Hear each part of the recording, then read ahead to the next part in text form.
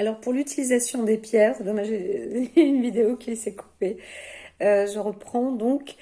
Euh, alors les pierres, c'est un petit peu parce que j'avais un peu noté, mais voilà, obtenir une pierre quand vous avez l'acquisition d'une pierre ou de plusieurs pierres.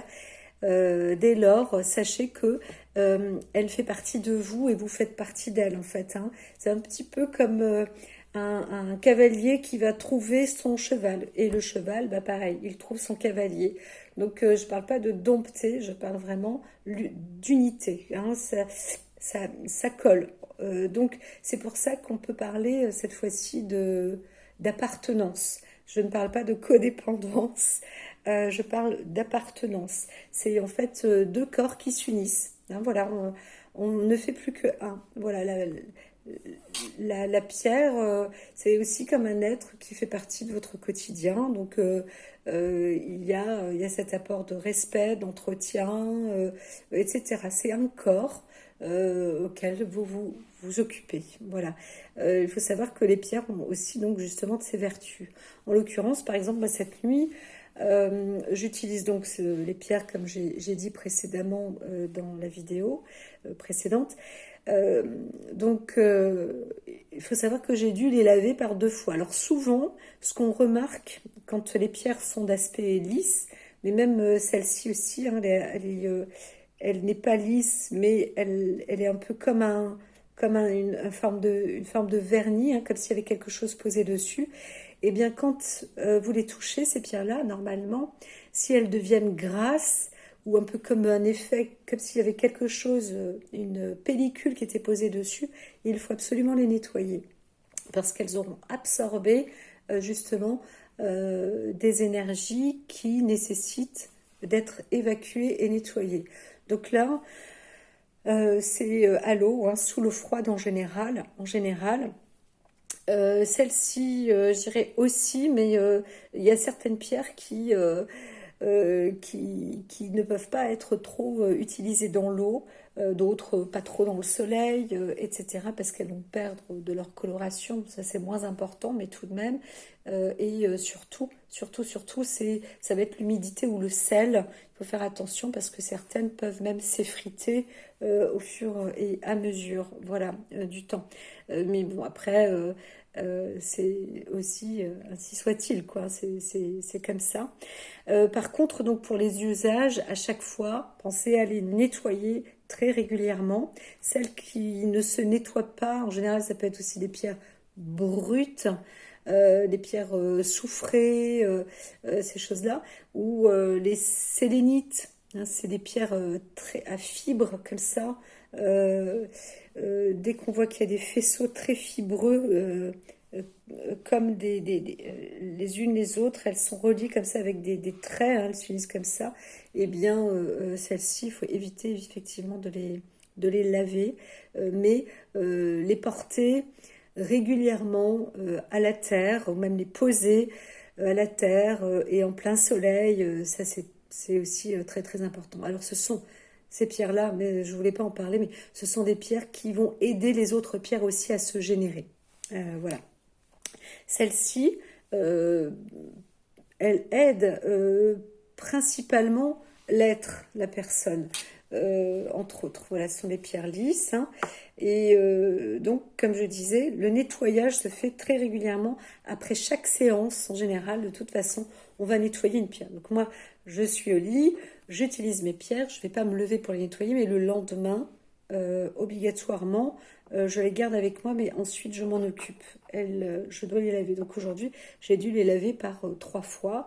Ensuite, je les ai exposées au soleil, je les ai retournées, je les ai même mis sous l'eau de pluie parce que ben, il y avait il y avait des récipients d'eau. Donc parfois c'est pareil, je récolte un peu de pluie, hein. S'il pleut la nuit, c'est génial. Et donc, moi, je récupère des récipients, voilà, avec de l'eau de pluie. Et j'utilise régulièrement aussi un nettoyage pour elles.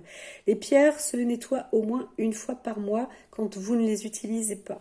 Voilà, toutes, vous devez vous en occuper de toutes vos pierres une fois par mois. Voilà, même si vous ne les utilisez pas, même si elles sont sur une étagère, dans un sac, etc. Celles-ci, quand j'ai fait l'acquisition, par exemple, elles étaient noires, noires, noires. Une personne qui est novice dirait, ah ben non, je ne connais pas cette pierre, c'est pas celle-là, je l'ai pas vue, on m'a pas montré que c'était celle-ci.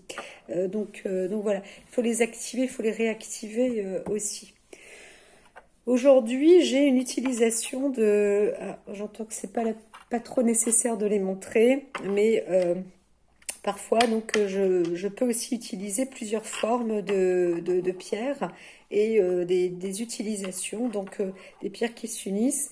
Là, par exemple, c'est très très sommairement, hein, vraiment très sommairement. J'utilise cette pierre lapis lazuli parce que c'est une pierre aussi de communication qui est portée aussi avec l'esprit supérieur, avec un enrichissement et une acquisition spirituelle.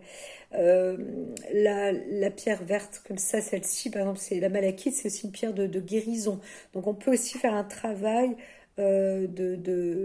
d'acquisition de guérison quand on fait des recherches, par exemple, etc.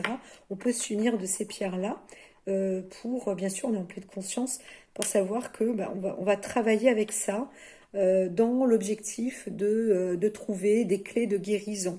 Voilà, donc celle-ci, on peut s'enrichir justement pour trouver, avoir une panoplie d'informations et de juste informations, avec bien sûr de la protection et rester bien ancré, parce qu'on peut se retrouver aussi avec des mauvaises informations, avec des sortes de choses qui veulent s'infiltrer, s'intégrer, etc. Mais ça, c'est beaucoup plus subtil, hein, voilà. Donc, mais déjà, pour la première partie à laquelle je vous ai parlé, nettoyez vos pierres régulièrement et faites-en bon usage. Voilà. Et c'est très important. Je pense vraiment qu'il est nécessaire de s'amplifier d'outils. Voilà, on n'est pas obligé d'aller voir un thérapeute, plus un autre, plus un autre, plus un autre, plus un autre, plus un autre, plus un autre. L'objectif, c'est de réussir à se faire un plan. C'est pour ça qu'aussi un naturopathe peut être intéressant parce que il est, je sais en connaissance de cause, en qualité de praticienne, euh, comme je dis aujourd'hui, j'ai de grandes difficultés d'exercer, donc j'exerce en tout cas pour moi, ça c'est un vrai point, et puis de donner un petit peu les clés, mais un, un naturopathe est un peu un généraliste des clés de la santé naturelle, voilà, des clés du mieux-être, hein, trouver comment aller mieux en fonction de son état actuel, qu'est-ce que je peux utiliser pour améliorer ma santé. Et puis, bien évidemment, on essaie toujours d'objectiver quand on est malade, d'aller mieux, hein. Ça, c'est évident. Très rares sont les gens, à mon avis, qui existent et qui aiment être mal. C'est absolument pas possible. Donc, par contre, ce que je peux rajouter, c'est que quand le mal existe, il faut savoir que le bien existe. Et donc, l'objectif, c'est aussi de faire abstraction du mal. Bien sûr, je ne dis pas d'ignorer, hein, l'existence, d'être dans le déni, parce que c'est absolument faux, mais de savoir que, bon, de l'autre côté, moi, je sais qu'il y a quelque chose de bien, et c'est par là que je vais. Je vais dans cette direction-là pour trouver la solution qui va me libérer. Voilà, voilà, voilà, voilà, voilà. Donc, eh bien, euh, bonne continuation. Et puis, je vous dis à très bientôt pour les festivités dans nos cités.